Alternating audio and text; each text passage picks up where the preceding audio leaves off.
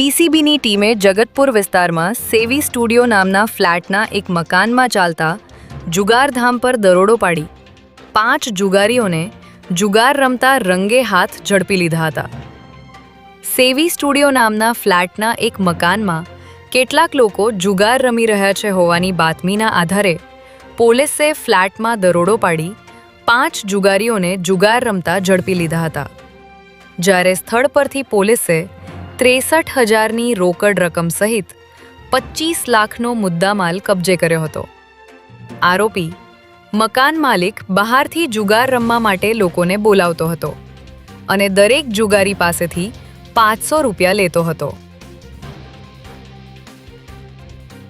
સોલા વિસ્તારમાં બ્રાન્ડેડ ઘડિયાળોના નામે ડુપ્લિકેટ માલ પધરાવતા એક વેપારીને લોકલ ક્રાઇમ બ્રાન્ચે ઝડપી પાડ્યો છે.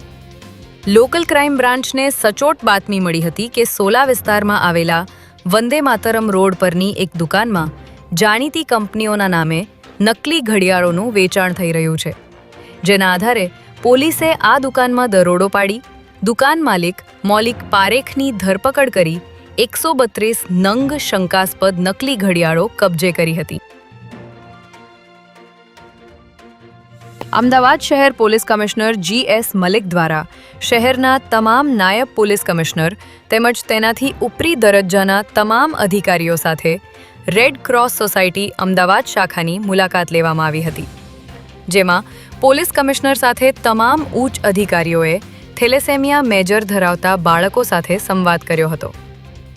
દર વર્ષે પોલીસ કમિશનરના માર્ગદર્શન હેઠળ અંદાજે 5,000 જેટલા યુનિટ બ્લડ એકત્રિત કરીને મુસ્કાન માટે રક્તદાન હેઠળ સંસ્થાને આપવામાં આવે છે. ત્યારે આ આયોજન બાદ એકત્રિત થયેલ બ્લડ ઉપર શું કાર્યવાહી કરવામાં આવે છે તે અંગે અધિકારીઓએ જાણકારી લીધી હતી.